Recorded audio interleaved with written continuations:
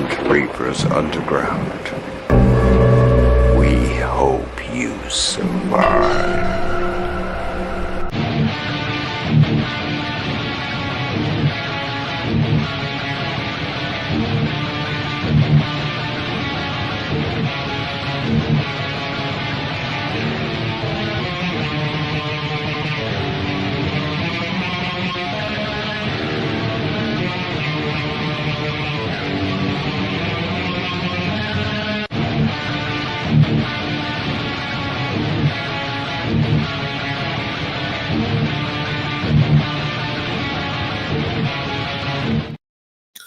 What's up, my demons, on a Wednesday night? Oh, I know.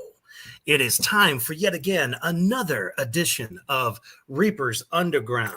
And I am so fucking jazzed tonight to have with me the creator of the Hotter Than Hell hot sauce line, known as Horror Struck Hot Sauce. And this is my good buddy Drew, who I just met at the Memphis Monster Con, and we're going to be deep diving into all of how he got hot sauce and horror hand in hand, and why it tastes so damn good it makes you want to slap your mama.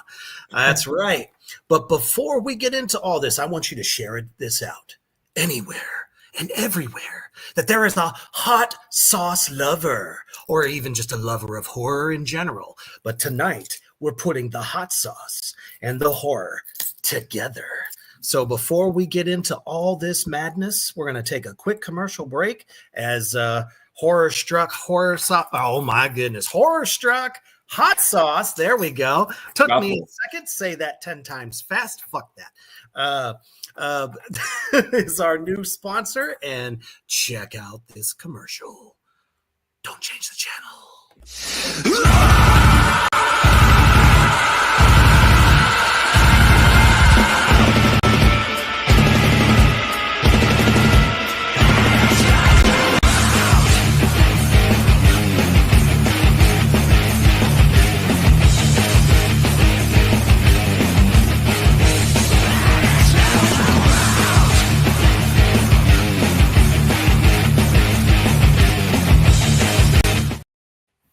That's right. Oh, we're about to explain just why in the fuck that you're going to want to make sure that you put in an order with Horror Struck Hot Sauce.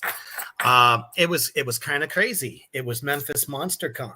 Myself and the illustrious defiler of the art, Crown, Cody, and myself, we were at our wonderful little cave, our little table, our little setup. And then I'm looking across the whole time at this guy and checking out everything that he's got going on. Just an amazing, awesome fucking setup. And, you know, this whole time I'm like, you know, I've been looking to get a sponsor that does hot sauce. Never have I ever seen a horror themed hot sauce line. And I was like, you know what? I got to say something. I mean, the worst thing he could do is say fucking no, or tell me to go politely go fuck myself. But in this case, we got to talking, and here we are. Drew, how you doing tonight, my brother? I am doing good. Thank you so much, Reaper. Thank you for having me on, man. This is amazing. And I'm glad that we got to meet each other, you know, across our little aisle there at Memphis Monster Con. Absolutely. It's all about networking with fellow creatives. Oh, unholy fuck. I almost forgot. Hey, what's happening? Rebecca, Cody, Mortimer, Deadfellow in the house. Awesome. Lizzie is here. Dustin, the Turkey Man, is here as well. And of course, Kyler, what is happening, my brother? Hell's fucking yeah. And like I said before, share it out anywhere and everywhere. But yeah, man. So I was like, horror cons, you meet, you feel that energy and that spark with somebody that if you combine and do something cool with, it helps everybody. And that's what Reaper's Underground has always been about, elevating and supporting fellow creatives, whether you're an actor, actress, director, writer, DJ, author, whatever the fuck it may be in the underground, and you need to know about it. Yeah, absolutely. I mean, and just in horror in general, I mean, I just think that that's what it's all about. The community is just so, absorbed and ingrained, ingratiated in and of itself is just people just want to be friends. People want to share that passion and that drive for everything we do. So especially if it has to do with horror, I think that it's just a different breed of people. So you coming to say hi to me and completely being this gracious person, I felt humbled. Like who's this fucking guy coming over to my booth? It's funny. I took a video of my booth, and I was kind of like spinning the camera around, and I swear it was like within like 5 minutes when my best friends on Instagram was like, "You got to go meet those black metal guys behind you." I haven't met them yet, but it's gonna happen. Don't worry. And that's so damn funny too, because I'm like, I love black metal, but I am not a black metal guy. That's not my character.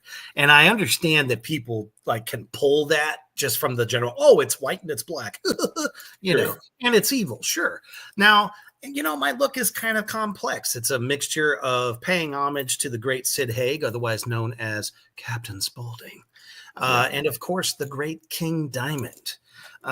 So, who was the greatest horror storyteller, in metal history. But at the end of the day, I created this myself. I do kind of waddle on the clown tip a little bit. It's easy to put me in there as a circus folk, but I'll take it. Either way, I'm 100% devil and absolutely evil. So. No, I mean, I thought it was interesting. I think we even talked about it because I was so interested in how you do your makeup. My algorithm on Instagram is you look at one picture of like some sexy clown girl, and now my whole algorithm's screwed up. Now I just wondering how to do their makeup tutorials. Yeah, it's kind of funny with that. It is a draw. It is more so for the ladies than it is the men. To the stage. I'm back. Hold on. I was trying to do something. There we go. And we're back. I can definitely see how it's very plastered all over the net. The whole, clown erotica thing. I kind of dance a little back and forth with that with the horror photography, but yeah, it's like you look at one, now you're going to get it all.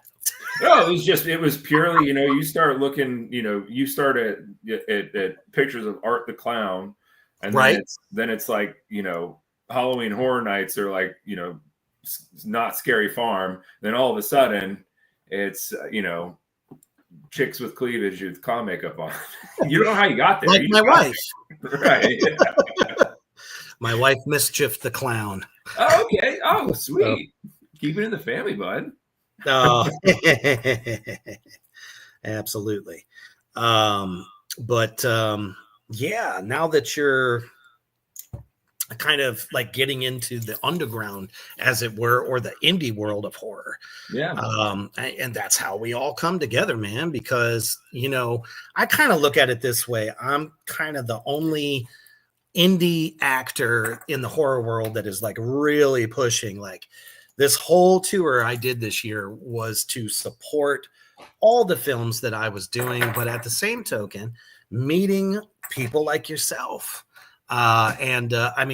Your logo by far is the thing that caught me. I'm like, I see an upside down cross. Look at you, man. I've got the the Satanic Temple credentials over here hanging on the wall. So, but I'm pretty much a poster child for Satanism. So, right on. It is what it is.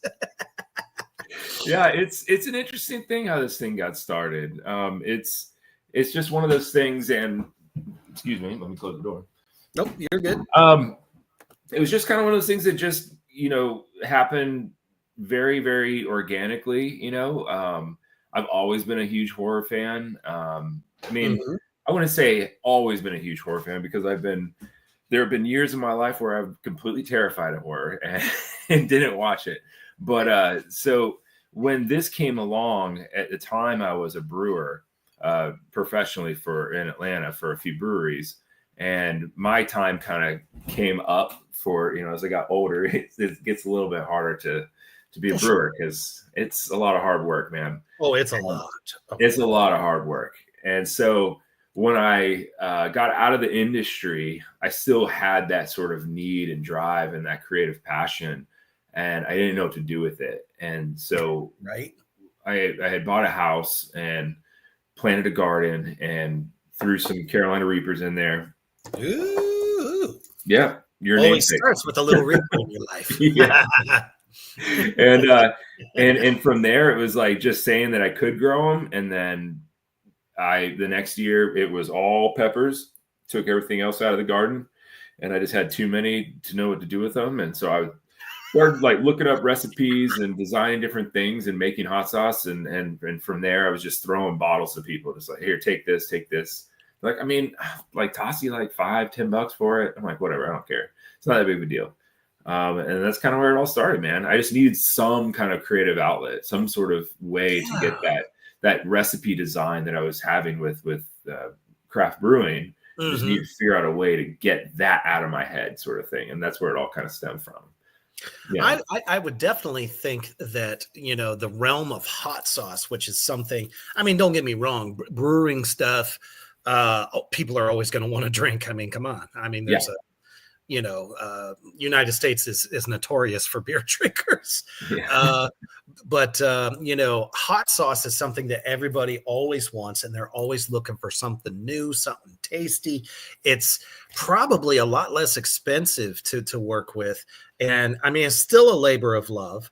And you get to, like you said, be completely creative with it, flavor wise, probably hours of tasting just to make sure that it's, just right, which is probably the most fun part. Fun or painful? I'm not sure, my guy. Right? Yeah. Real quick here, Cody says the devil's backbone is fucking delicious. I've had it on tacos yesterday and cooked in eggs this morning. Wow, you're really going all in there. That's what's up, Cody. Mm-hmm. I can tell that we're both bourbon men. Yes, absolutely. Absolutely. See, we got so much in common. I know. We're already here, man. Are we best friends? Absolutely. Kyler says, so tell me, I have to know, what is the level of the heat from these hot sauces? So it's something that gets brought up a lot because when you own a hot sauce company, right, the very first question you get, especially at, say, these conventions and in these markets and stuff that I do, you can tell the person right away, and they are beelining for you, and the words that are coming out of their mouth before they even speak it, and they go, "What's your hottest hot sauce?" Every single time, never fails. I think they take it as a personal challenge. Like, I want to be the guy, that chugs the entire fucking bottle. They absolutely do. They absolutely do. And, there's nothing wrong with that. Like, I fully respect it. And there was a time where I was a little bit younger and I, took those bets with my friends, and I did the Hot Ones challenges, or the Hot Wings challenges at whatever bar that was around. And there was a time for that. But now that I'm older, I have realized that my body cannot handle that level of heat. Exactly. And so when I created these hot sauces, I tell my kids, I'm like, you may love them hot ass fucking Cheetos now. Yeah, for the next 10 years, watch what happens. You ain't gonna be able to eat them again. Yeah, and even those things aren't even spicy, but I've got older folks who are just like, I can't handle the hot Cheetos, no way. Right. But with the sauces, when I created them, with being able to be tolerable for all palates. I get a lot of people out there who are like, I don't like hot sauce, because it just sets me off. And I'm like, well, how can I introduce you to hot sauce? Like, that's what I want to do. Like, a gateway. Gateway. It's the same thing with beer. Is like, I can find you a beer that you're gonna like. I swear to you. And so when I was a brewer, it was like, I can find you a beer that you like, even if you say you don't like beer. Same with hot sauce. I can find you a hot sauce that you're going to like, regardless of your spicy level. That being said, you said Tyler, Tyler. Yep. Kyler, my sauces, like, even though the hottest one has some heat to it, and there are some folks who are going to be like, yeah, that's pretty damn hot. I'd say everything's pretty manageable. Like, I want it to taste good. I want you to enjoy yourself. I want you to enjoy the food that you spent all this money on. Like, why are you going to destroy it with something that's so insanely hot? And so everything I make is full flavor, and the heat level is in accordance to, day to day, basically, I'd say. Bela Lugosi's Dead, I'd say, is the hottest one. And that's the one that Brother Dustin over there, Turkey Man, says is so happy to see that. But he does have a question. He says, what is your recommendations for the different sauces with different foods? Bonus points if you have any suggestions without meat or fish. Eggs, man, is the first thing that comes to my mind. I don't know if that counts or not, but... Yeah, I guess it depends if you're vegan or not. Right. With you said fish and meat. So are we talking red meat, chicken? So with Devil's Backbone, great on tacos, any tacos. Like, it could be vegan tacos, it can be anything, vegetarian tacos, no matter what. Eggs in the morning. I totally agree with that. Absolutely perfect for your breakfast in the morning. Sure, you can probably throw it on a pizza if you really wanted to. With Devil's Backbone, I mean, I'd say a lot of Mexican food is pretty compatible with that. I'd say Bela Lugosi's Dead is pizza 100%.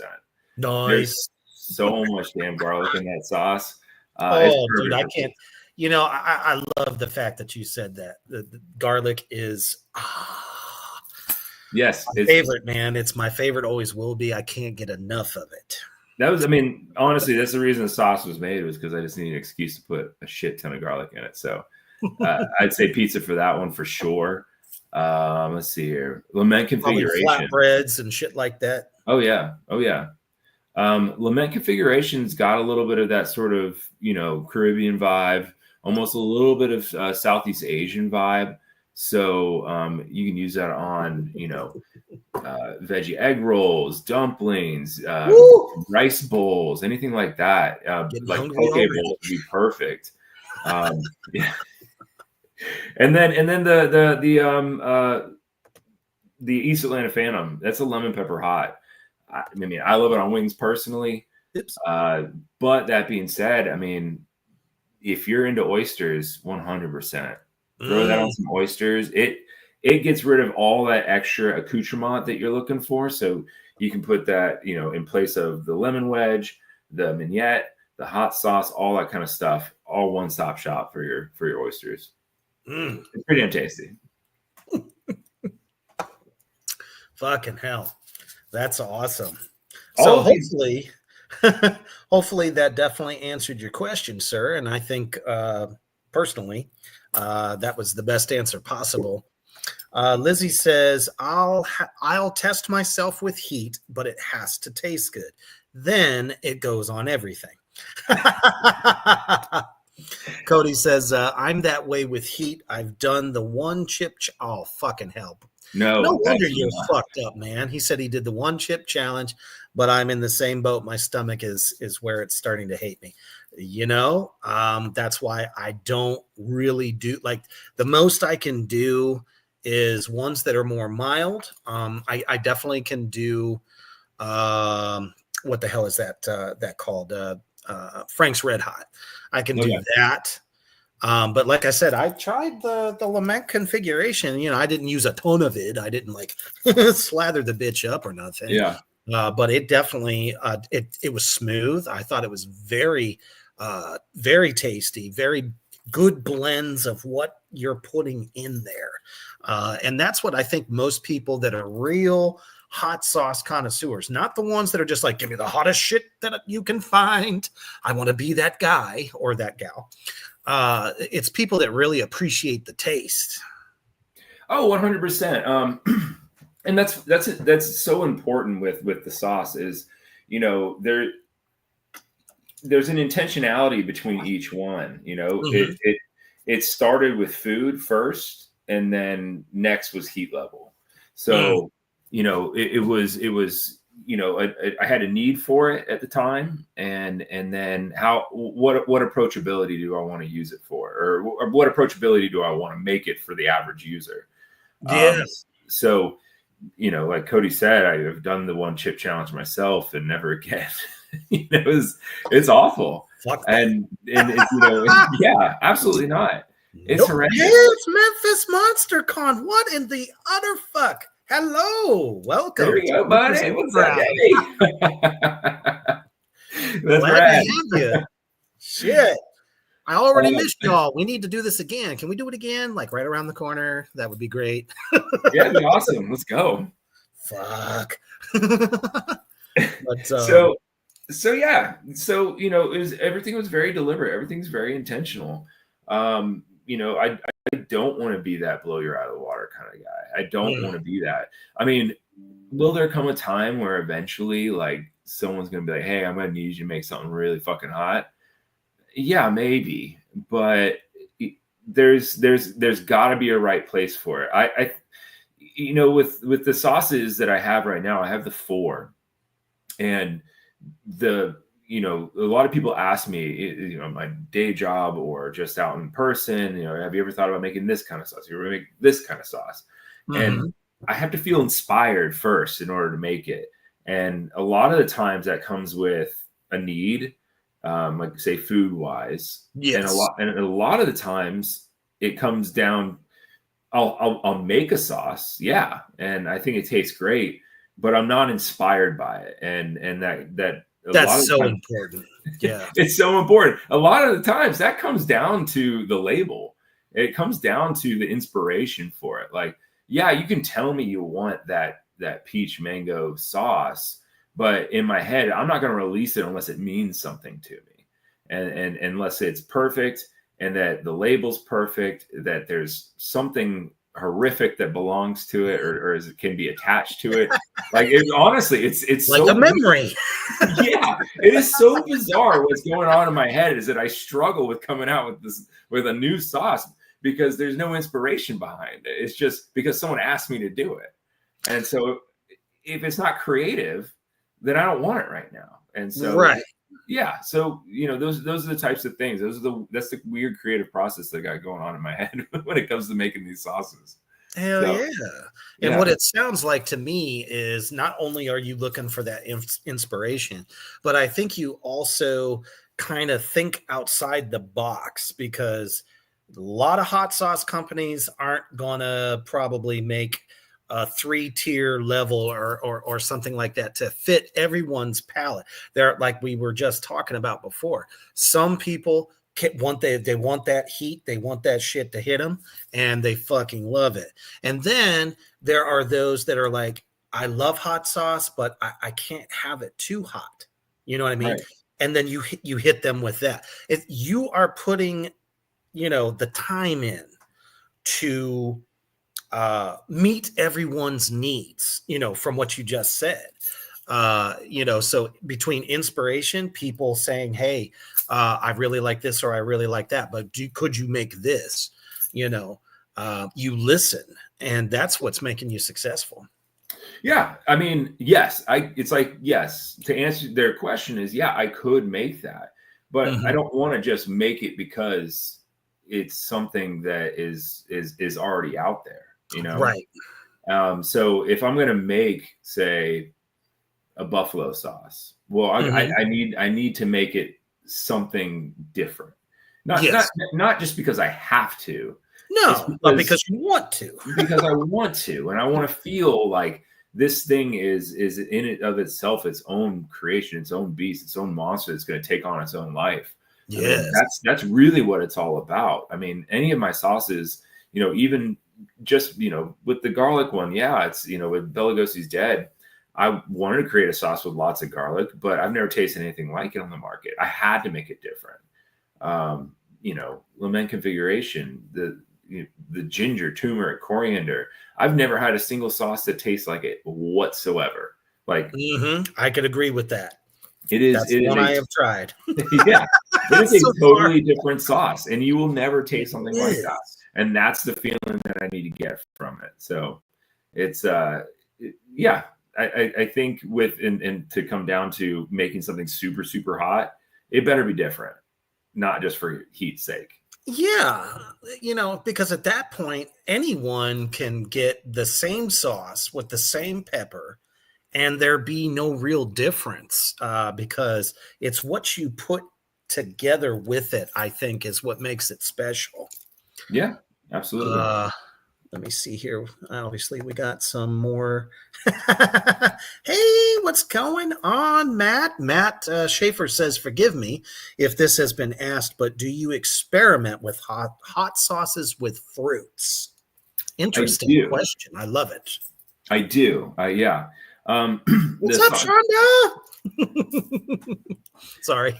No worries. The two sauces that I do have that have fruit in them are Lament Configuration and the I love Shonda. Shonda is one of the brightest up and coming screen queens. Yes, I'm going to say that in the indie horror world that I've had the pleasure of working with multiple times. So. All right, I would have to know all about it. Oh, I'll tell you. Don't you worry. First time she met me, I was wearing an 8-foot demonic suit for a movie called Grind. Oh, that's amazing. See, I'm so excited about your movies. I'll send you photos. All right, good. I need to see some pics. Doomsday Crypt in the house. He was at the MonsterCon with us. Yep. Oh yeah, that's right. Oh yeah, he was. With the fruit, yes, I do fruit. Lament Configuration has orange in it. The ones that are out there right now are all very citrus based. So Lament Configuration has orange, and then the East Atlanta Phantom has lemon zest and lemon juice. But I have experimented with other fruits. So I did a collaboration with a film festival out in Los Angeles. Ooh, nice. And so we did a peach mango for them, for the winners, for like all the different, short films that won. Oh yeah. And then I did a collaboration with someone who is a podcast that's part of the Broadway Network podcast network. And he has a live audio drama podcast. So he was doing a show. It was a live version of his show called his podcast is called Gathered by the Ghostlight.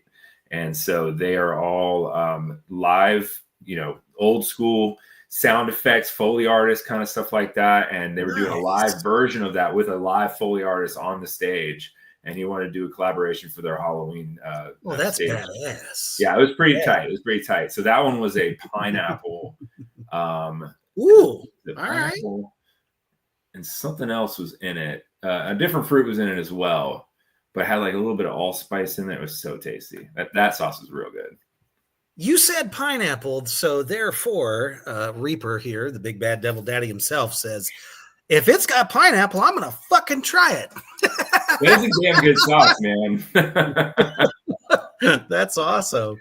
Matt goes on to say, my favorite hot sauce I ever tried was a blackberry hot sauce. I love the contrast.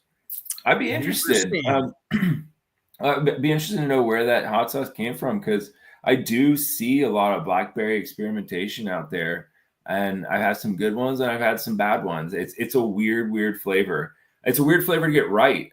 It's actually one when I was a brewer, one that I hated using. I absolutely hated using blueberry.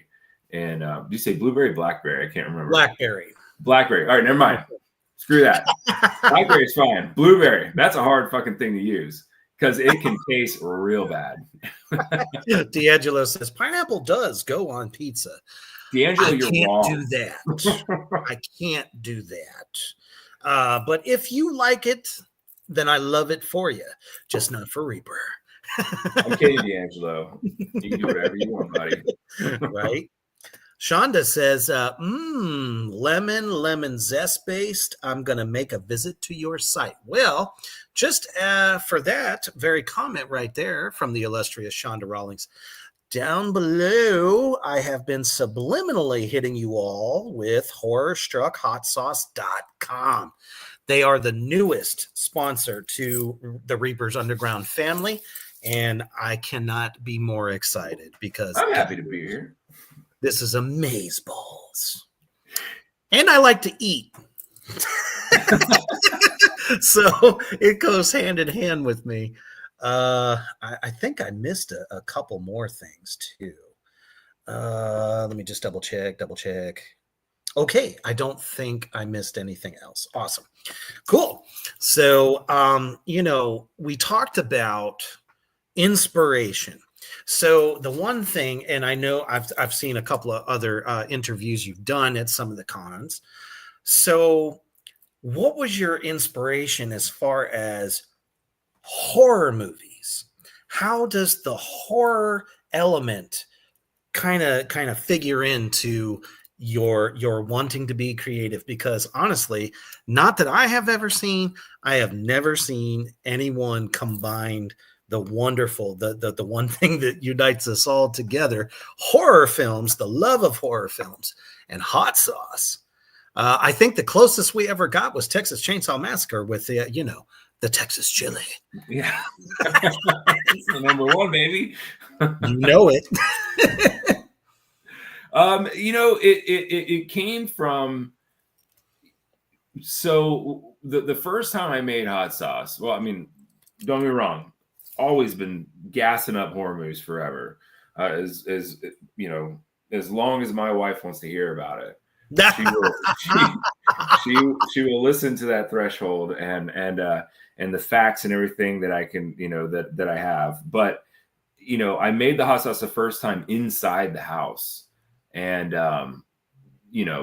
it maced us. Like she wasn't there, but when I made it the first time and ended up throwing up in the front yard because just gassed myself. And then when she came home, the house was, just tear inducing. And so she said, never again. That's never happening again. So you're going to the garage. So go to the garage. She bought me like a little hot plate and a new like pot or whatever. And so there I go.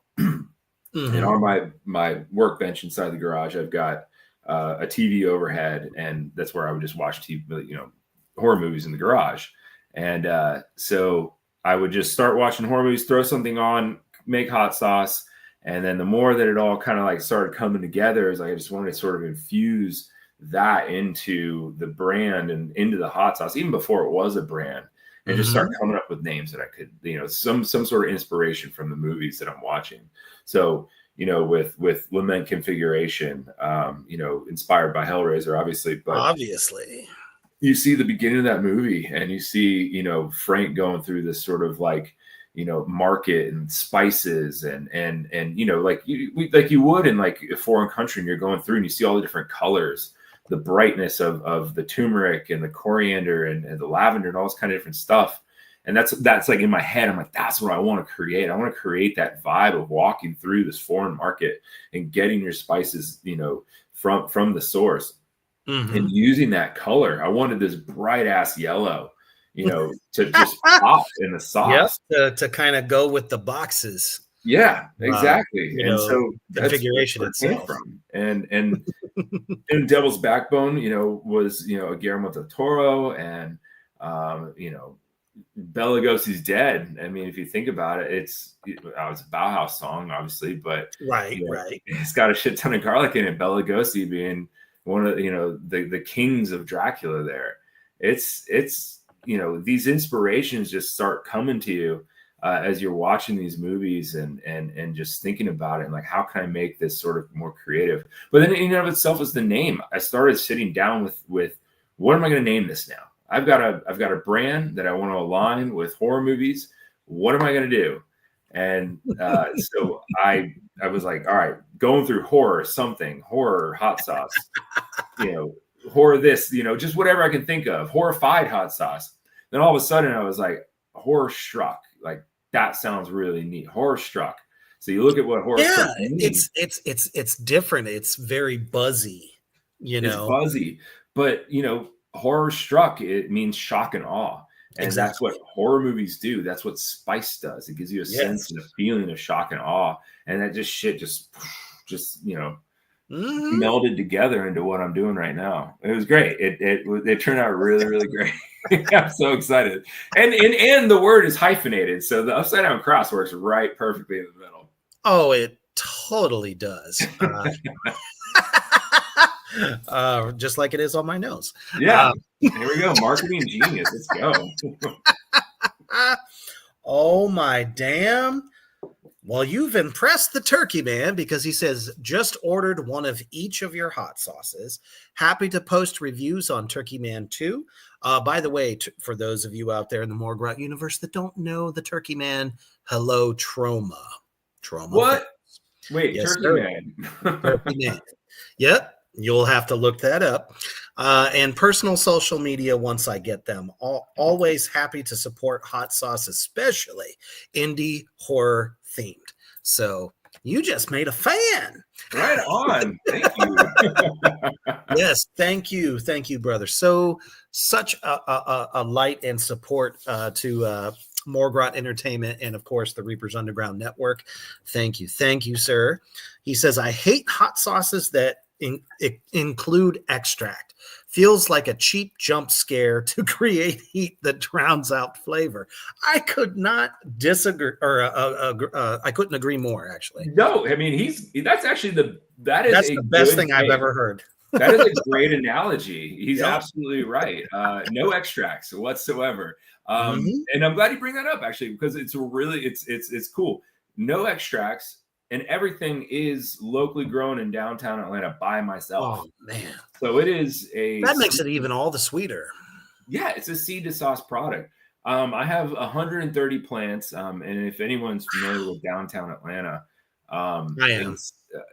Mercedes-Benz Stadium, if you're familiar, it's right in the heart. And I'm 5 minutes away from the stadium, and we've got all the plants there. So everything is locally grown by me, no extract. Turkey Man does get it. Yep, totally understands. He says, I can't wait to try them. Hell yeah. And then a little bit ago, let's see here. I know I saw it somewhere. Yeah. Scott Summers actually said, some of the best sauce I've ever had. Almost finished 2 of the 4 bottles I got. Unholy fuck, man. You must have been using it since what, Saturday? I think that's Scott. I think we were talking about our love for Wicker Man and Joe Bob. Yeah. You know, which version? Of Wicker Man? Oh, the original 100%. Oh, okay. I was gonna say, nothing against Nick Cage. Nothing against him. You know, I had that argument. I don't know how many fucking times this past weekend. Fucking Nicolas Cage is gold in everything that he does. Absolutely gold. I mean, don't get me wrong. Wicker Man has a place for it. So it's a place for Nicolas Cage. Yes, absolutely. Cody says, I've used almost half of mine. Oh, unholy fuck, man. See, it's like crack for all of us horror lovers. I'm loving seeing people that have already tried it come out here. This is great. I mean, it's amazing that you guys are already have already gotten your hands on it and have come to join us in the Reapers Underground. This is great. Exactly. See, and it's like I told you, when we first started talking, when I got an eye for talent. I have an eye for what needs to get further out. Because, it's not very often that people that are independent like ourselves really have a place or a spotlight to shine and let people know what you're doing. And something like hot sauce, man, it's like it's one of those things. It's like metal and horror go together. Well, shit, so does food. And then when you bring a topping like hot sauce into the mix, everybody loves that shit. So oh yeah, I mean, happy to do it. There's so much integration into these different communities, and especially these 3 communities: metal, horror, and hot sauce. There's nothing better than the horror community. They love everything like this. Anything that is dark. It sounds absolutely ridiculous, but There is a place for it. And honestly, the community's aligned. I mean, you see like a band like Necrogoblicon. They have their own hot sauce with like Torchbearer, which is amazing. It's a great tasting sauce. But it's just a Mastodon. They have their own hot sauce too. See? Yeah, actually, I need to go talk to them. I didn't know what they're doing. About Mastodon on Tracks of the Damned, which will be back next week, everybody. Oh, right. Okay, cool. Yeah, we took a little bit of a break this week, but there are plenty of bands that do this. And I've heard other iconic horror actors talk about their love of it too. And Hot Ones was one of those things on YouTube where you would see certain folks. The thing that got me is when they had that one like renowned chef go on there and try these hot sauces. I totally thought he was just gonna shit on it and say it was terrible. Oh, are we talking like Gordon Ramsay or? Yes, sir. Gordon Ramsay. Yeah. That was the first episode I ever watched, and I was like, ha ha! He took the challenge. Yeah, I love it. I think Hot Ones really has such a great thing going. I've never heard interview questions like that before. I think it's amazing. It's one of those shows where, sure, if I ever get the brand on there, I would be forever grateful. But I'm not seeking it whatsoever. He did hate the wings. He hated the wings. Yep, he did. And that's what really did make it funny. I have to agree. That, and I think he was just trying to show his strumph, or I don't know what the fuck. He has Gordon Ramsay always has to poke fun at something. He wasn't going to do it for the hot sauce, but he was going to definitely do it for the wings. He's like, only my food is the best food. There is no such thing as other foods that are good. You gotta love it. Oh yeah. Cody says underground is always home for us misfits, and that's totally true. I'm glad I'm here then. Oh, dude, no. I think what you're doing in a market that is very, very saturated with so many different hot sauces, but you can definitely tell where the love is. And that's the one thing that I have to say about your line is that there is a lot of love that goes into that. You can tell, like I said, all the different blends, and trying to bring something different to the hot sauce community. Shonda says he hated the wings. Yes, he did. I think it was important, just to, not only stand out, but like you said, just, putting a little bit of that passion into what I do, because anybody can do it. Like, right. I'm not unique by any means. I'm not new or doing something that is completely new that no business owner has ever thought of. It's the same can be said for so many different things. But that being said, is that I wanted to bring that love and that passion to a community, and not just strictly hot sauce community. It's when these hot sauce companies come up, that's obviously their focus and their target demographic that they want to really hone in on. But like, that's not me. Like, I want to speak with like-minded people. I want to speak with the horror community. So I want those passionate people. And so it boils down to a few different things, but it really is, coming down to even the design and the booth of that you saw at Memphis Monster Con. That passion comes into that. Like, we have this whole castle, this whole motif. You've got the table is Frankenstein's slab. It's the doors, the castle doors are up in the front and they invite you to want to come in. The backdrop is, got some little Easter eggs on there from different horror movies. And then the back behind me, the table behind me is a crate with Sumatran rat monkey, bright pink, but it's got a TV on it that's showing VHS horror movies on it. And that's what I really, really want. That's what I want people to do. I want you to come into this lab, this castle. I want to invite you in. I want you to have an experience of not even just tasting the sauce, because I'll get so many people are drawn in they don't even like hot sauce, but they just want to know what I'm playing on the TV. And I want to talk to you about whatever's playing on that fucking TV. I want you to watch a movie with me. Like, that's, if anything, pull up a seat and let's just talk. I would love that so much. And I think that's what I wanted to bring to the table. I wanted to bring that passion for not just what I'm selling you, but just for the fucking vibes. Let's go. See, yeah. and that's what that makes, you know, the biggest difference, in my opinion, is that, you know, just cosplayers coming by, you're like, hey, let's get a photo together.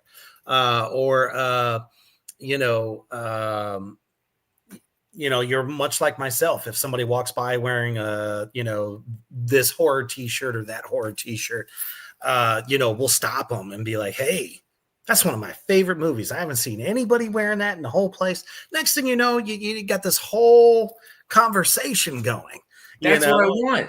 That's what I want. I want to see your shirt. I'm like, that's a rad shirt. Let's talk about that movie. I know you don't care about me. You just a lot of people, you know, in markets, conventions, wherever you want to be, it's like, I know that you're there for a reason, or you're there for a good time, or you're there to find a toy, or you're there to find a VHS or something. And it might not be what I'm offering you, but I just want to offer you. What's up, Gary? a friendship and a hand. And I just want to just talk to you about what you think is your passion. And you tell me about yourself. I'm not here to sell you anything. And that's what I want. That's the whole thing that started. As soon as the name came for the business, I said, I want to go to horror conventions. I want to be in front of these people. I want to be a part of these people. This is the community that I need to be a part of. And so that's where it all came from. And so here I am. And when you're walking by me, just say hi. That's all I want. And if you're like, hey, I don't have any money, well, just follow me on Instagram. I don't care, man. Just, that's all I want. I want you to just engage so that we can talk some horror movies. That'd be great.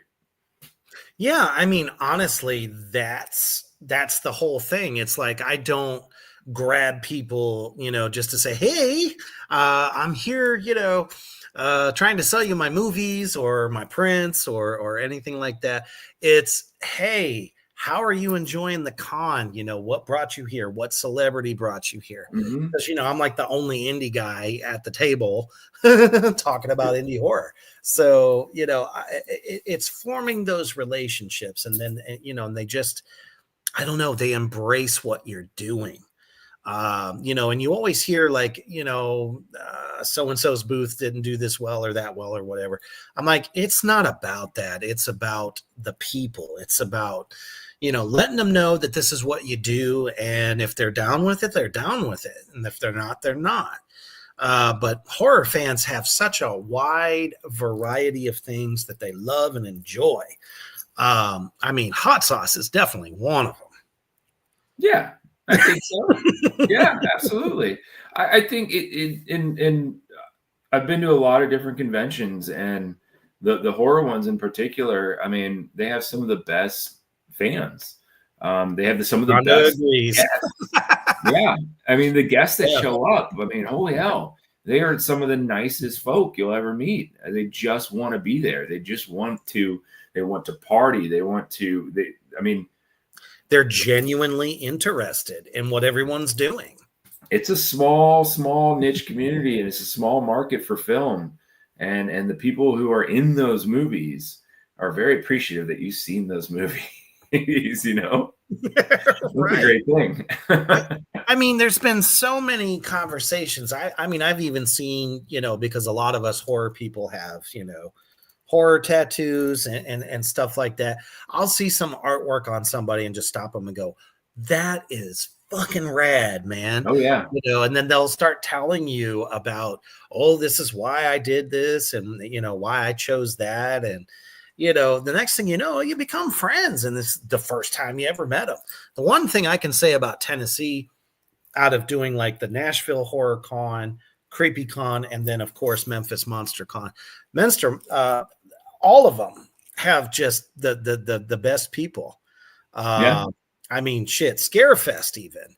was, as large as that one is, myself and Cody and the team from Morgrot, people just open their arms to us. And I'm definitely glad that you have had that experience as well, because I mean, you're there for the love of horror, first and foremost. And the fact that, you've chosen that to honor what you're making and what you're doing is just amazeballs. Yeah, no, it's been very, very fun. I'm very, very honored. I'm like humbled to say the least, honestly. It's been very, very, very cool. I mean, experiences like this that we're having right now. Experiences. Oh, I bet you never thought you'd be here on the Underground. No, absolutely not. Absolutely not. And having the experience of being, going up to, Memphis. I'd never been to Memphis before, and having Jamie. No, that was my first time. Yeah, I mean, a great con, and I had a blast, and just to be able to find more people just out there who have never even been to a con either. Like, I think that's really cool. So many first timers for Memphis Monster Con, which I thought was amazing. Because they've never had one.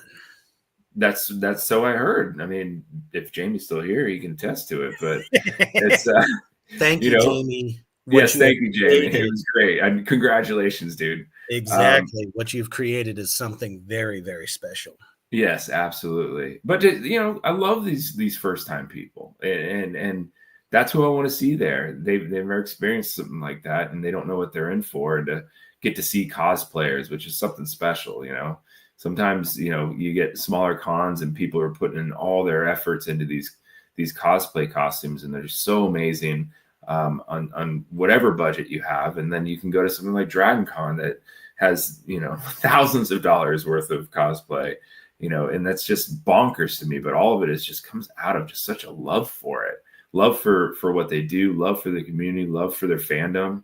Yeah, hell yeah. That's what I want to see. And that's what I do. That's why I do it. I mean, I'm not quitting my day job anytime soon, but here we are. I'm doing it because it's a love for it. It's a fandom, and that's what I want to do. I want to give that. If anything that I do give to the horror community, it's at least hot sauce or some, friendship. It's not just you're not just unholy blessing us with your amazing hot sauces.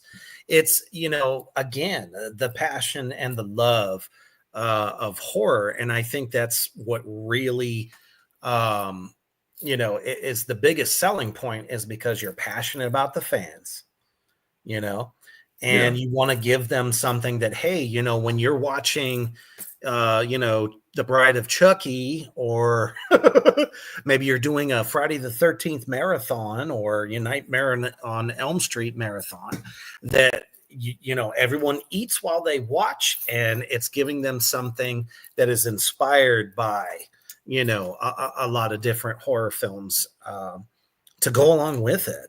As a matter of fact, Dustin says, glad I got to learn about your hot sauce through Reaper. Oh, thank you. I can't wait to try the sauces and review them. Wishing you all the best with the passion and business. I appreciate that. Thank you. Fuck yeah. So go ahead. I was going to ask you. So with the Underground, your inspiration for starting this type of thing, like where is this love coming from? I want to know a little bit more. Well, I mean, for me, my descent into the world of horror came at 8 years old when my mom showed me the original 1978, either 78 or 79, Halloween. Michael Myers became like the thing for me. And then through that, finding all of the classics, all the Universal monsters, all the black and whites, because yes, I know I'm old as fuck. Okay. You got such smooth skin. Right. On, Friday nights, Saturday mornings, I got to watch all that shit, like all the Superhost and Son of Ghoul, Ghoulardi, and even Wolfman Jack. That I got to see, all of these classics. I found Hammer Horror, I would watch my cartoons, first thing, and then hit noontime. That's when I could see Dracula has risen from the grave, or the Curse of Frankenstein, and I got to know Boris Karloff and Bela Lugosi as well. And then, of course, getting older, we got Freddy, we got Jason, Michael Myers is still going strong. But I also loved the Toxic Avenger and Basket Case and all the great Full Moon Entertainment films like Subspecies, all the independent shit that was shot on a beer budget, but damn it, they brought it home. You know what I mean? And just great fucking storytelling. Tales from the Crypt, blah, blah, blah. You name it. Meeting John Kassir at Scarefest was like monumental for me. The voice of the Crypt Keeper. You know what I mean? Exactly. So, but then I found Black Sabbath at the same time. And I suddenly said, well, after emulating all these great horror characters, I heard Iron Man for the first time, and I said, I want to be a drummer. So, into my fast forwarding, into high school, I started playing in metal bands. And then I went to college to get my music degree. Next thing I know, I'm professionally playing heavy metal, particularly death metal. I did that shit for 30 years until my body said, huh? We're kind of done with this. Not that I don't still play, because I do. Towards the end of my career, I started playing doom metal. It's like I did the most extreme metal, and then, as I got much older into my years, I was like, let's go back to the beginning, the roots, like Sabbath, stoner doom type stuff, Electric Wizard, Monolord. It's time to slow down so I don't get my ticker too much of a blast that it can't handle, right? Yeah. And I was doing an interview for another podcast on a different network, and I was doing it to promote the latest album and tour that was coming up, and they're like, hey, you're pretty fucking funny and animated, and we love your personality. Would you like a show? I said, I'm just here to promote an album. But, I'm also kind of like this, though, at the same time. Well, if I'm going to do this, I've thought about it before. I probably could. I like the whole setup and all that stuff. So I was like, well, I can remember back to when I was that 20-something-year-old kid trying to get my band noticed, get the word out, all that stuff. We never had a voice. It was like going to, nailing up flyers on telephone poles, putting them on people's cars and shit like that. No one tried to help you except for maybe your merry band of misfit friends. Yeah. You know what I mean? So I was like, well, shit. I already got the nickname Reaper from a death metal band that I was playing in 2017. And it just stuck. And I always did the face paint thing and all that stuff, but it definitely evolved further on into podcasting. I was like, well, shit, let's call it the Underground, Reaper's Underground. Shit. Yeah. I'm going to highlight the best in unsigned or signed bands that are in the underground. They're independent, but I'm not going to stop there. I'm going to bring it into the world of indie horror, actors and actresses and directors. I went as far as to have a sideshow performer on. I've had other podcasters on, authors, anything, dark art, because I'm a huge art buff. And it's like anything that strikes me that is so creative, and it strikes me in a way that I'm like, shit, everybody needs to know it. This is a platform to help you. I mean, I'm just doing my tribute to the great horror hosts that I grew up with. You know what I mean? And the great, a fucking Headbangers Ball and shit like that. We had fucking Ricky Rackman, Could you imagine what it would have been like if you had Reaper as the host of Headbangers Ball? Fucking hell. Be pretty sick. It would have been so much more fun, right? And then that was my gateway into, because I was doing some horror modeling with my wife at the time. And, directors started noticing, like, you're 6'2", bald, menacing, and shit.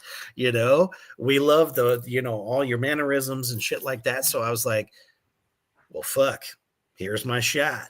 So I did a little movie called Attack of the Corn Zombies, and it has snowballed from there. I'm doing things I never thought that I would do. As a kid, I was trying to be fucking Christopher Lee as Dracula, Boris Karloff as Frankenstein. That's why I wear the Frankenstein ring, because, that was the first movie monster that really, I felt like I understood him. He's made from 9 different people.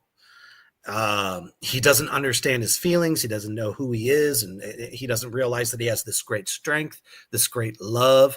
I feel those emotions so in depth.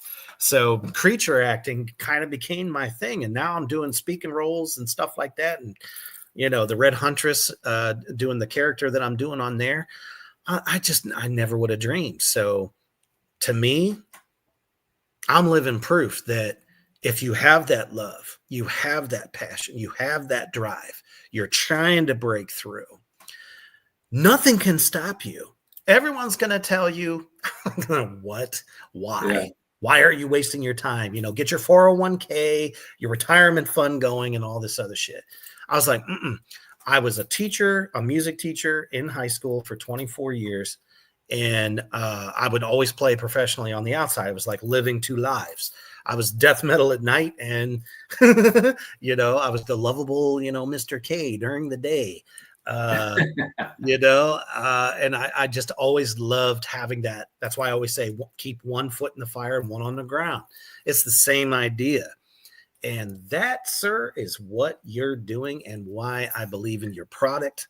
Not only is it tasty, but getting to know you and the passion behind what you're doing, just from that few conversations we had, man, I just fucking knew it. It's funny, man. You're speaking like everything that, I've even got, Frankenstein's monster tattooed on my arm. Look at you. And the same reason why, man, is I found this sort of, relation with the monster, just this misunderstood giant. Right. Killer Cox coming up soon. Can't wait from the great James Carnes. And my brother Mortimer out there is also involved with it and in it, which is hopefully going to, find its way onto Trauma Now. It's got a lot of great trauma people in it. I never thought that I would be involved with such amazing people. I would totally see a movie called Killer Cox.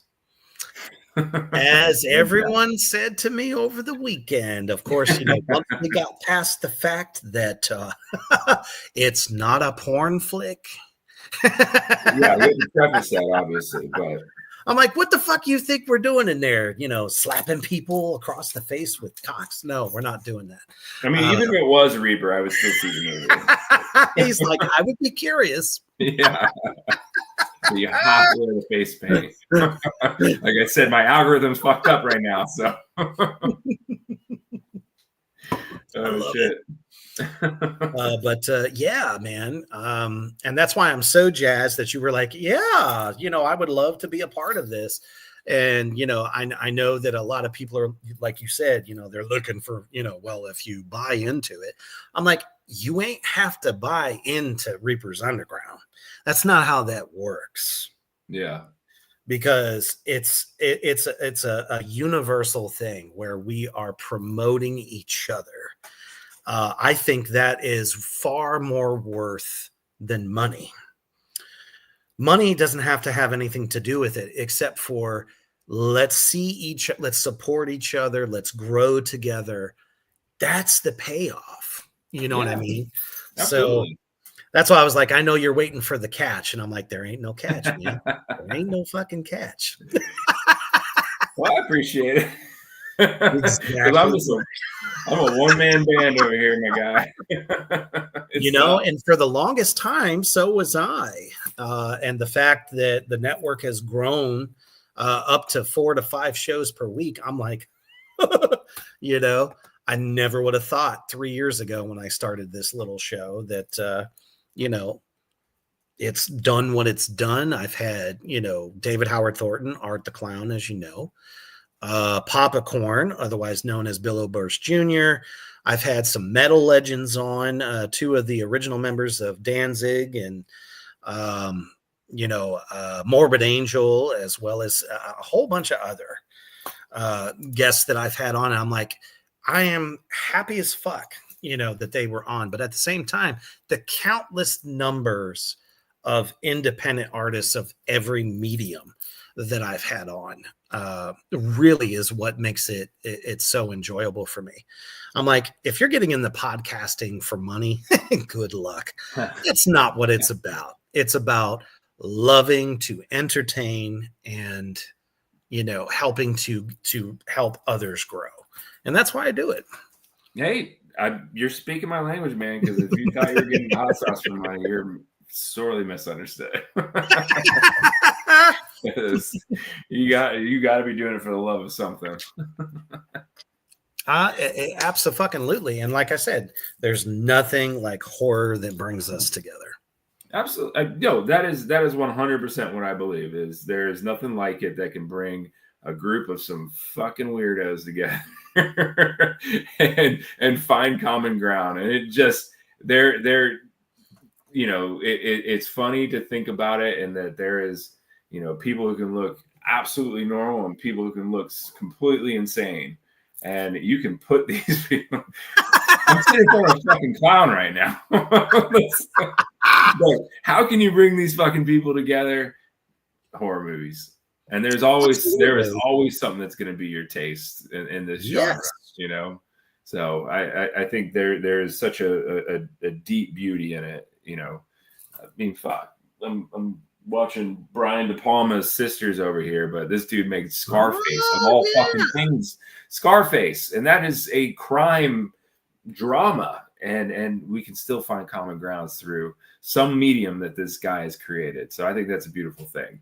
Directors can do whatever they want, and it's wonderful to think that so many directors have gotten their start in horror and have branched out to other sort of mediums and genres, which I think that there's something to be said for that, because it's so approachable as a genre. Horror, you can make anything you want. It doesn't matter. So you can get your start there, and you can make something pretty fucking cool. Exactly. Yeah.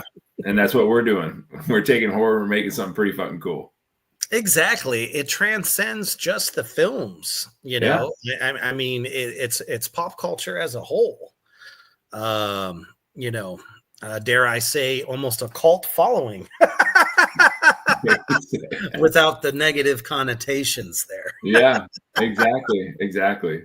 Oh, so it's been a lot of fun. I'm having a lot of fun with it. I'm enjoying the travel. I'm enjoying staying in the shitty hotels for these conventions.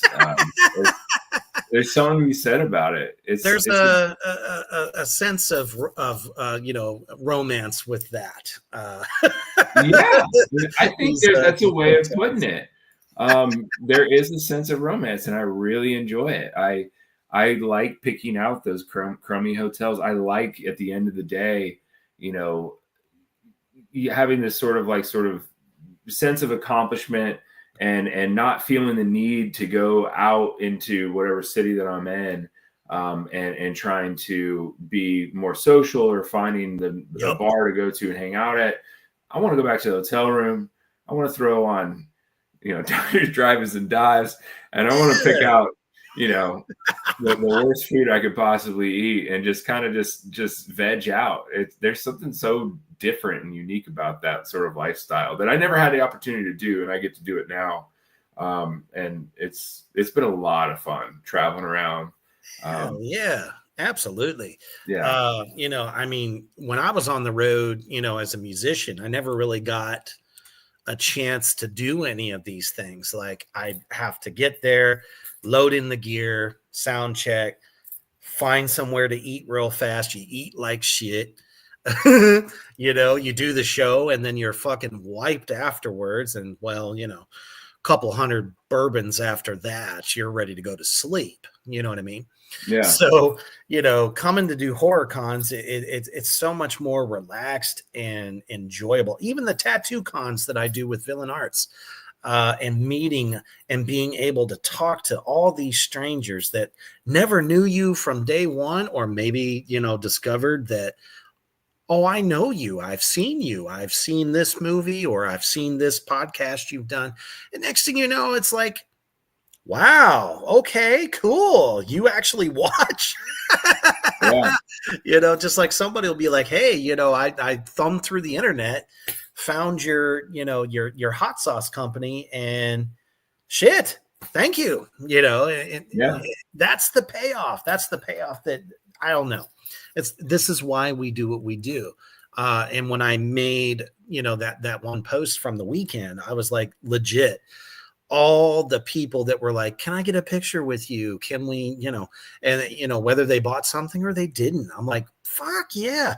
The little kids, like, coming in with their parents, and, the one boy dressed as Leatherface. I just thought he was fucking adorable. And then of course all the girls, dressed like the Terrifier 2 sidekick to Art the Clown. I thought that shit was awesome, and then so many other cosplayers.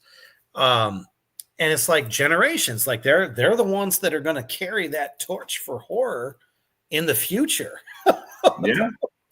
So there's just something awesome about it. We can't explain it. And the fact that they're digging your horror sauces, and I love them. Obviously, everybody out there in the comment section tonight in the Morgrot universe, thank you guys. Shit, just raving about it. And Dustin says there is something beautiful about the smaller cons, more personal with the con staff. The repeat people, guests, you get more personal time. It's really nice. I agree. Scarefest was literally scary. 35,000 people came through that con, and you didn't get to have as much of, that personal connection with people that are wondering what you're doing. Do you have any plans to do bigger ones like that?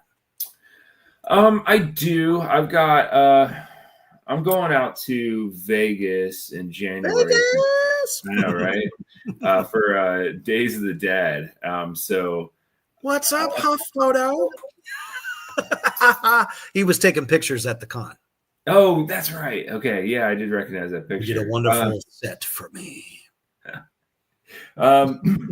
Yeah, Vegas. That'll be my next one in January. So that's going to be the big, like, I'm going to do the big Americana trip. I'm doing the Pee-wee's Big Adventure all the way out there.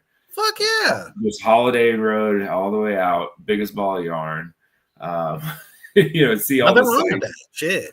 It's gonna be amazing. A lot of cool shit you see along the way. I drive to everything. Yeah, I'm super stoked. So if you got any recommendations, let me know. Doing Spookala, which is actually a really big one. They had one recently, and they'll do another one in April. But the last one they had the cast from The Boys, the cast from Fallout. It was huge, which is just bonkers. So I'll be doing that one. I'm super stoked on that one. But yeah, I've got a lot. I mean, I'd love to do some of the bigger cons. Dragon Con being one that I might actually stay away from personally, just because that's the con that's like a holiday here in Atlanta. So you take the days off for it. I could never see myself working it. That's like 90,000 people. I don't have the bandwidth for that. So I'm going to stay away from that one. I'm going to enjoy myself. Well, sure. Exactly. Yeah. That's way too many people. And I don't even think I have the inventory to keep up with that sort of level or volume. And that's one of the things right there. I know for me, going to bigger cons like that, I got to experience the smaller level and the larger scale.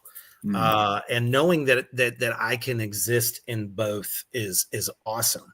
But Yeah. you got to be prepared, for things like Scarefest. I really want to do Gross Fest. And my agent is working on that at the moment. Because it's more indie driven. You still get some really good celebrities, but that's next on my list. There's Crypticon here in the Midwest. I'm looking to get into that. There's one in Des Moines, Iowa, because I'm in Nebraska, so I can hit. And then Texas, unholy fuck, Cult Classic. That's a really good one to do as well. I could see you existing very well there.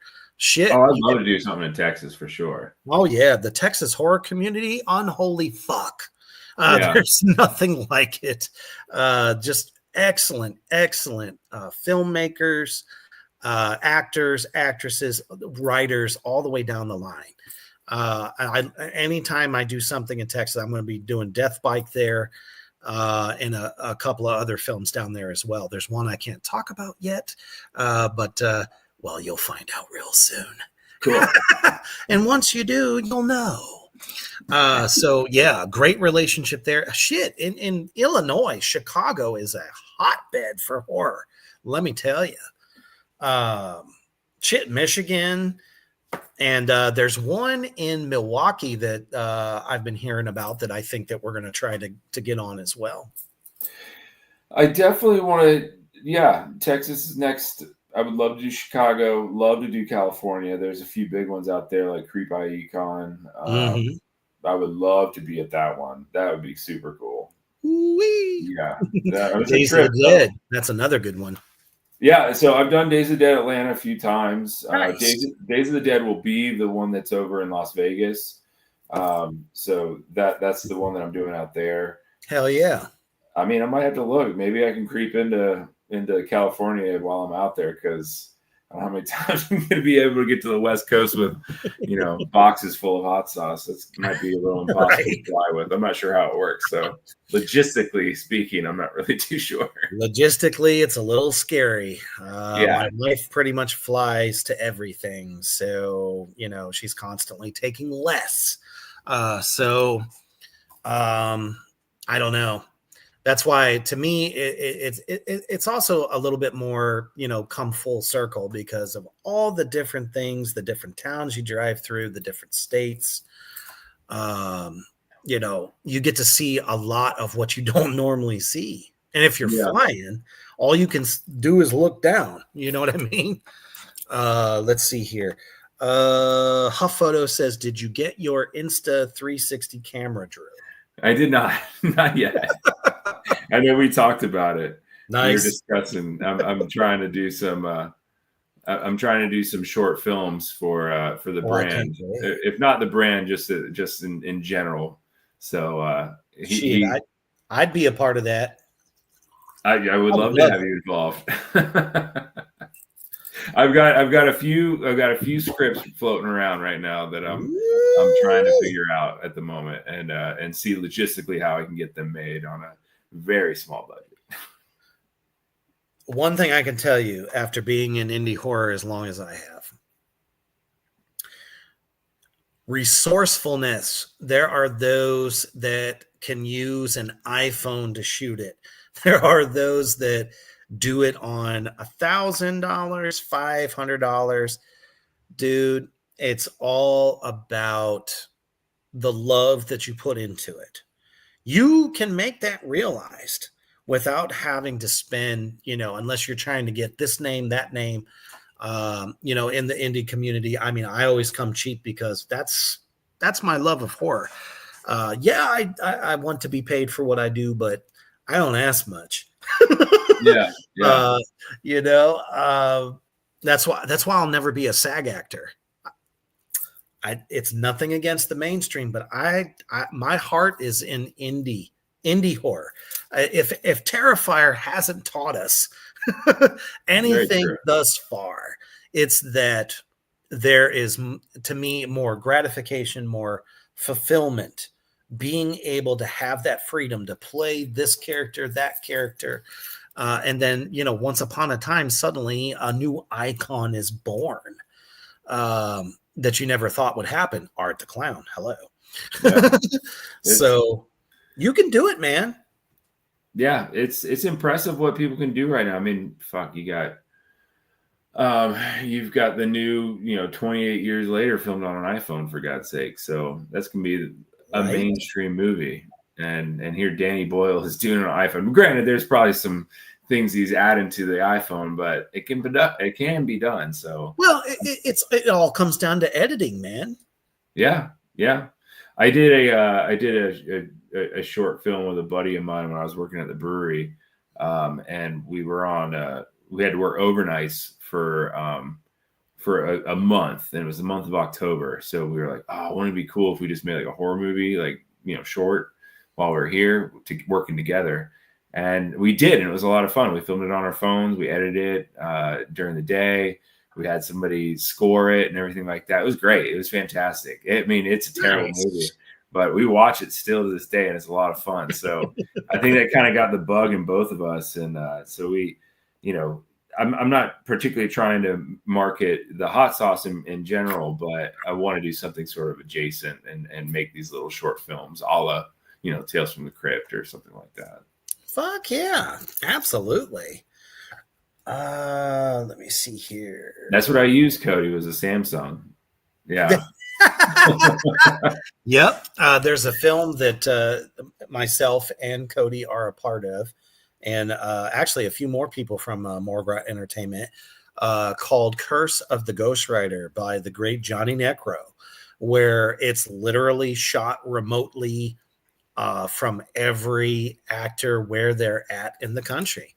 And it's coming together beautifully. It's amazing what we can do. Sometimes, there's just something beautiful about the guerrilla way of trying to get stuff done, where you don't let anything stop you, and you get the right people together. You can make it happen. Yeah, I mean, we did this on overnights. We didn't tell a single soul about it. We were afraid we were going to get in trouble over it, and and eventually we probably did. But I can show it to y'all if y'all really want to see it. I think you might be able to go on YouTube and see it on Horror Shark Hot Sauce's YouTube channel. It's so stupid, but it's great. It's great. It was a lot of fun to make. So that really like hit the bug for us. Fuck yeah. Well, it has absolutely been an amazing time having you on the show, and welcome, like I said, to Morgrat Entertainment, as well as the Reapers Underground family. And being able to talk with you, and just an amazing interview tonight. I thank you for taking the time. Thank you, Reaper. I really appreciate it. It means a lot that you came over and thought about me and wanted me to be involved with this. Like, honestly, it's super neat. I don't get this opportunity, and I think that's super cool. So if you ever want to have me back on, if you want to watch a movie or something and we talk about it, that'd be real fucking cool. Yeah, we'll have to have you, me and Mortimer will have to have you on the Backyard Horror Barbecue sometime when we're, doing a review of a film or doing one of our cool lists. I think that would be a blast. I would love that. Yeah. And of course, anytime you come up with a new flavor, we will make sure that we get that on there. We will be promoting you. Now all y'all out there in the Morgrat universe, you know where to get your hot sauce now. It's hotter than hell and full of flavor. Thank you all so much for joining us tonight, but don't forget tomorrow night. That's right. It's a double shot Reapers Underground week, in which I will be having the great Giallo Julian, columnist for the amazing horror online magazine known as Dread Central. Oh yeah. You are not going to want to miss that. Tomorrow night at 8 p.m. CST. That's right, brother. You might want to tune in yourself. Most deaf. Thank you all out there in the comment section. As always, you have been unholy amazeballs. So as you're getting ready to do the morning commute, and you're not really looking forward to going to work, but as you go to sleep tonight and you got visions of some unholy hot sauce dancing in your head, you must always stay heavy.